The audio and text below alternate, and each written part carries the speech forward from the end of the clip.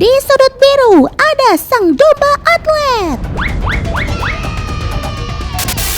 Dan di sudut merah ada sang atlet lari.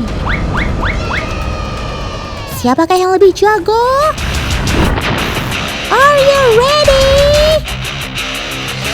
Hehehe, tenang. Penonton harap tenang.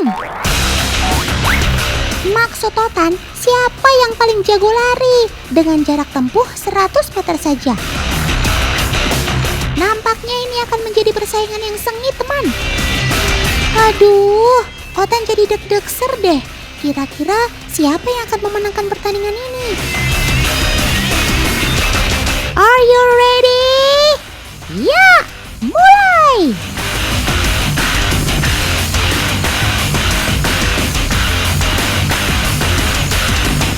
Ya, pertandingan selesai. Waktu tempuh sang domba adalah 11 detik kurang. Sedangkan waktu tempuh atlet lari kurang dari 10 detik. And the winner is atlet lari. Jelas, karena atlet lari dilatih agar dapat berlari dengan cepat, sedangkan domba hanya dilatih kemampuan untuk menyerangnya. Biar gimana juga, Otan tetap bangga sama kamu domba, karena larimu juga cukup kuat.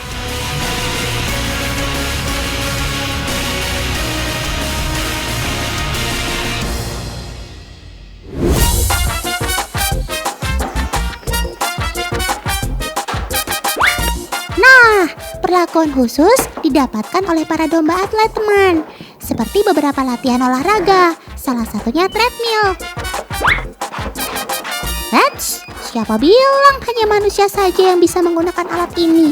Sobat Otan juga bisa loh. Latihan ini dilakukan seminggu sekali selama 120 menit. 1, 2, 1, 2, 1, 2. Semangat sob, demi mendapatkan bentuk tubuh yang proporsional.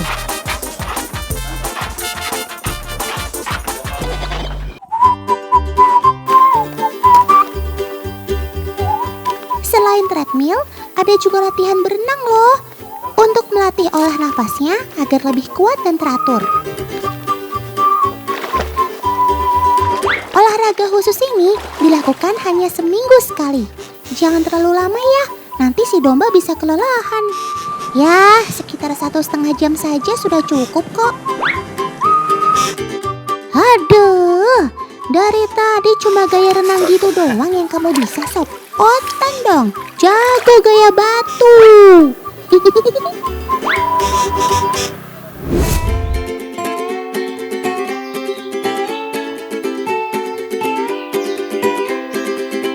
Lelah berolahraga, saatnya mandi. Gosok terus sampai bersih ya, Kang.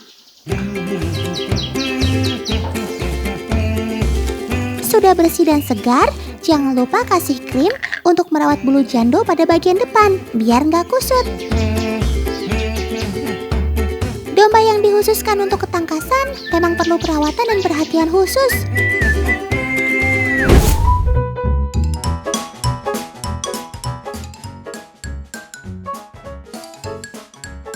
Teman-teman di rumah, sobat-sobat Otan ini sedang adu ketangkasan. Tahu dong, kalau seni adu ketangkasan domba ini merupakan tradisi sekaligus budaya yang telah mendarah daging bagi masyarakat Garut, Jawa Barat. Bak atlet profesional, hanya domba-domba terlatihlah yang dapat mengikuti ajang ini. Yap, domba dilatih agar mempunyai insting emosional dan kekuatan menyerang. Kakinya pun mampu mendorong bobot tubuhnya yang sudah proporsional itu. Lihat saja otot-otot kakinya, sudah kayak binaragawan saja. Aduh, Otan mesti jaga jarak nih. Kalau sampai kena sepak, bisa bahaya.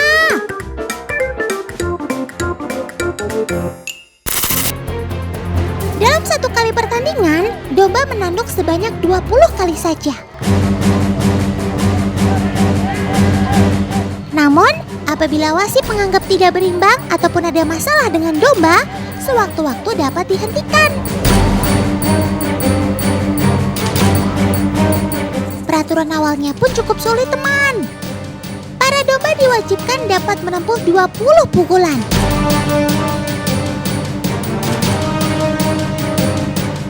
Apabila tidak sampai 20, maka keduanya akan dinyatakan gugur. Maka dari itu, pemilik domba memilih sendiri lawannya yang seimbang agar dapat mencapai 20 pukulan.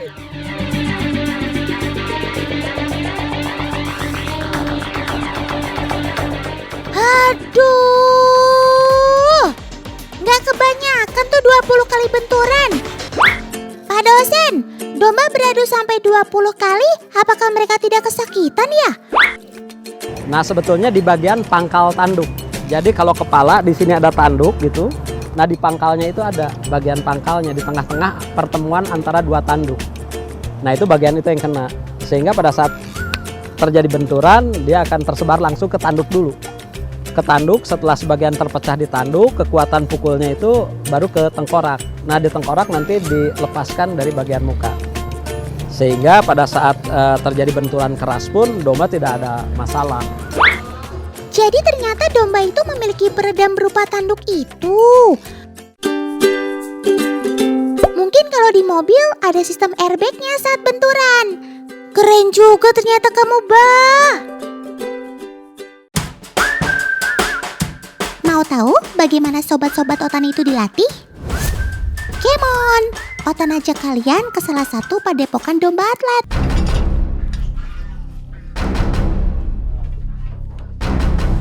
Peralatannya sudah komplit banget nih. Pasti mau benerin kandang domba ya.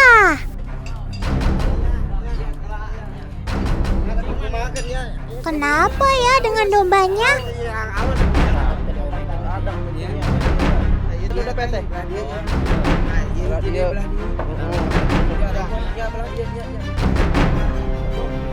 Paman, mau diapakan sobat Otan ini?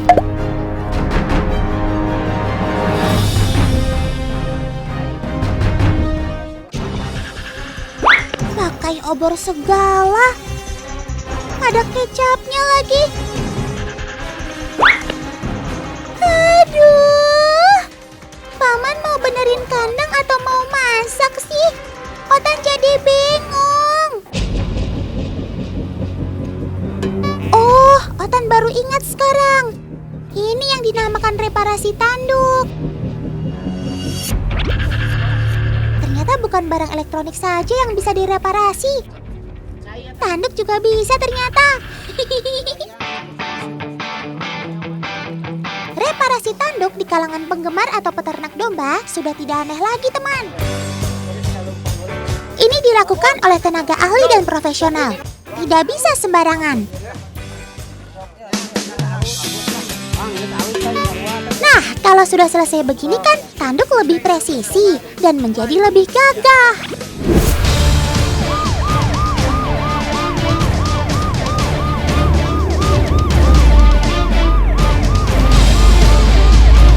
Minggir! Ada mobil ambulans mau lewat nih. Ayo kasih jalan. Sepertinya pasien di dalam ambulans ini butuh banget pertolongan. Tapi siapa ya dia?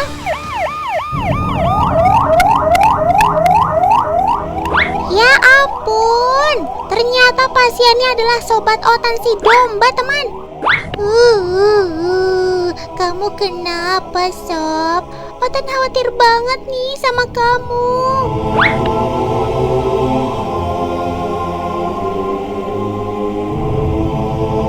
Dokter, tolong selamatkan sobat Otan ini ya. Walau sudah berusaha dengan maksimal, tapi Tuhan berkehendak lain, teman. Sabar ya, Paman. Semua pasti ada hikmahnya.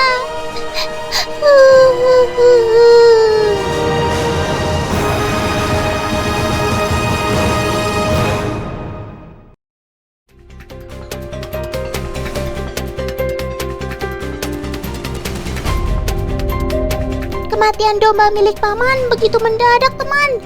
Sehari sebelumnya tidak terjadi apa-apa. Kemudian pagi harinya ditemukan sudah lemas tak berdaya. Untuk mengetahui penyebab kematian Sobat Totan ini, maka diperlukan langkah otopsi. Teman, otopsi sendiri merupakan prosedur medis yang dilakukan untuk pemeriksaan menyeluruh pada tubuh pasien yang telah meninggal. Data penyebab kematian domba ini sangat diperlukan, teman. Hal ini untuk mencegah kematian domba secara mendadak di kemudian hari. Sepertinya dokter sudah menemukan penyebabnya nih. Usut punya usut, domba ini mati karena ada gangguan pencernaan pada lambungnya, sakit kembung atau sering disebut bloat.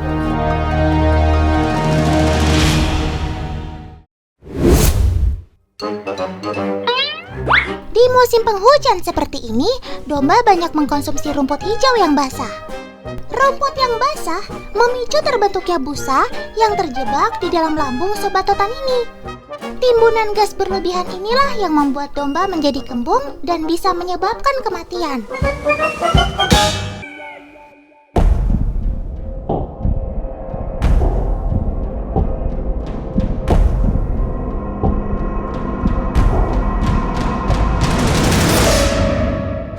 Sepertinya sobat satu ini sudah siap. Matanya menatap penuh keyakinan. Kalau soal kekuatannya, tak perlu diragukan lagi.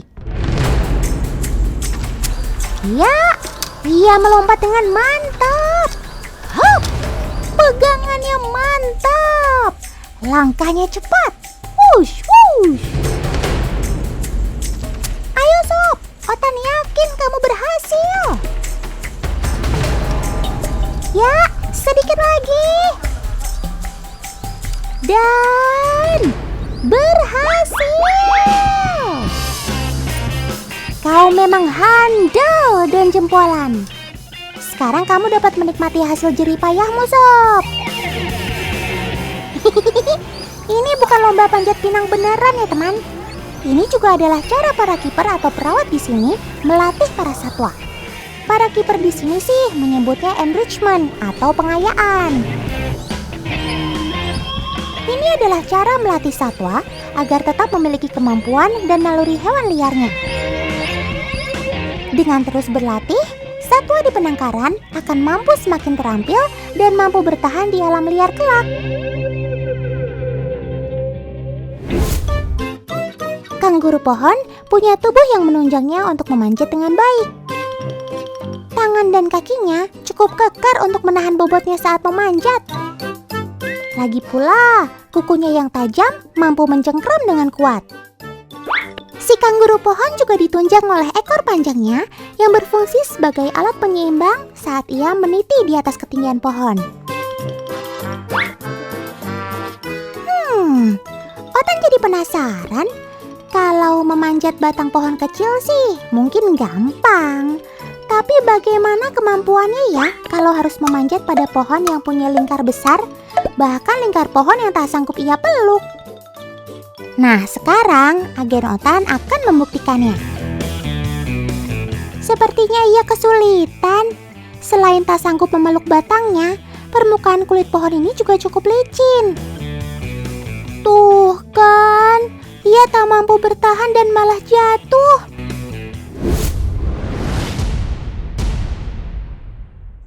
Teman, sekarang waktunya membahas sobat keren yang satu ini. Wah, loh. Hentikan. Jangan berkelahi, sob. Otan salah duga, teman. Ternyata mereka bukan sedang berkelahi loh, melainkan sedang bercanda. Katanya sih, ini bentuk perilakunya untuk menunjukkan rasa sayang.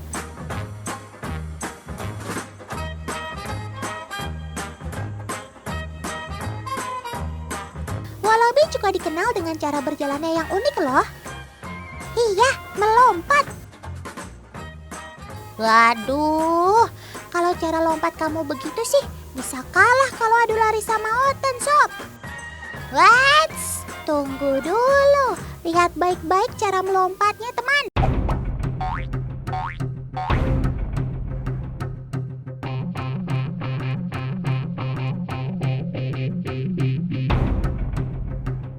dia mampu melompat cukup jauh, sekitar 4 meter dengan 1 kali lompatan saja.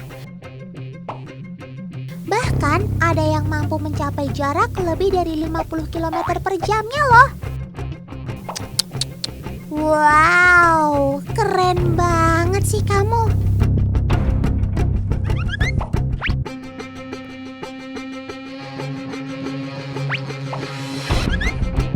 Rahasia lompatan wallaby terletak pada kaki belakangnya yang besar serta memiliki otot yang kuat dan elastis. Pada setiap lompatan, kaki belakang wallaby akan menyimpan energi yang akan siap digunakan untuk lompatan berikutnya.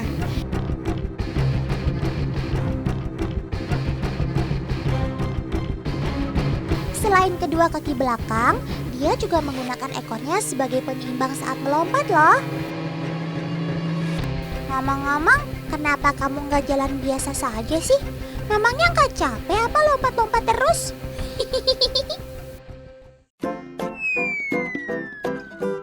Teman, benua Australia adalah sebuah dataran yang cukup luas. Kondisi seperti itu memaksa wallaby melompat jauh untuk mencapai sumber makanan dan minumannya dengan cepat untuk bisa bertahan hidup.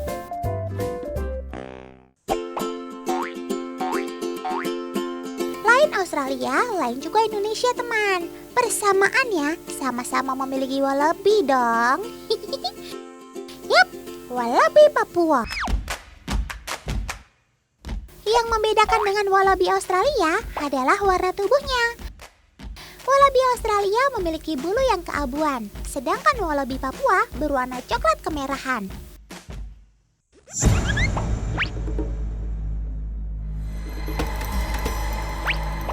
Wah, paman mau apakan sobat otan? Pasti paman mau menculiknya ya? Pantas saja populasi sobat otan di alam aslinya semakin berkurang.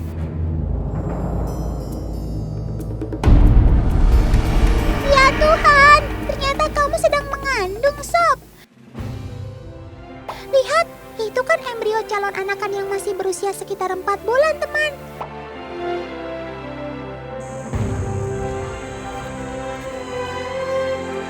Kalau lagi mengandung begini, hati-hati dalam melompat ya, Sob.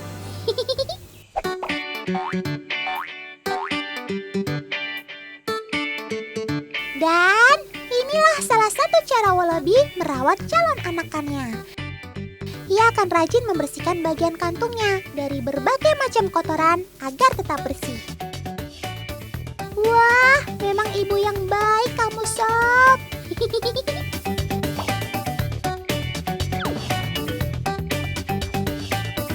Ya ampun, ada siapa itu yang nongol dari dalam kantung? Itu anakan yang masih sangat muda, teman. Lihat saja, ia masih botak alias belum berbulu. Gemesin banget sih kamu, Sob. Cepat besar ya, biar bisa main sama otan.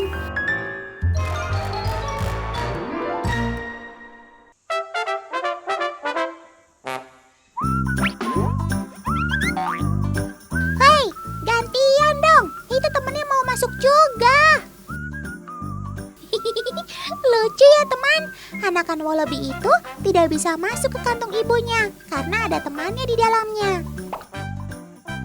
Terus kenapa bisa begitu ya? Jangan-jangan kamu anak yang tertukar, Sob. Seperti judul sinetron itu loh.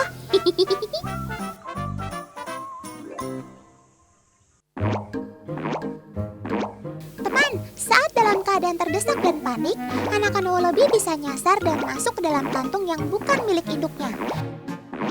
Tapi, jika ada yang terlanjur nyaman, anakan wallaby tidak akan keluar meskipun berada di kantung yang salah.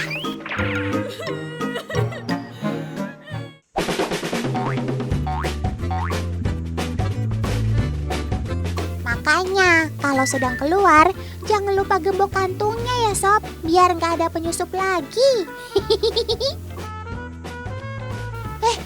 Tapi, bukannya kantung wallaby dapat menggendong hingga 2 anak sekaligus ya, Sob? Ternyata itu hanya berlaku bagi anakan yang berumur di bawah 5 bulan saja, teman. Kalau sudah cukup besar begini, kan kasihan ibunya.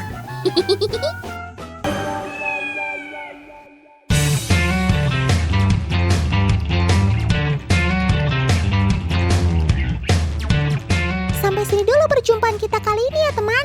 Tetap saksikan Si Otan setiap Senin sampai Jumat pukul 1 siang. Hanya di Trans 7. Sampai jumpa!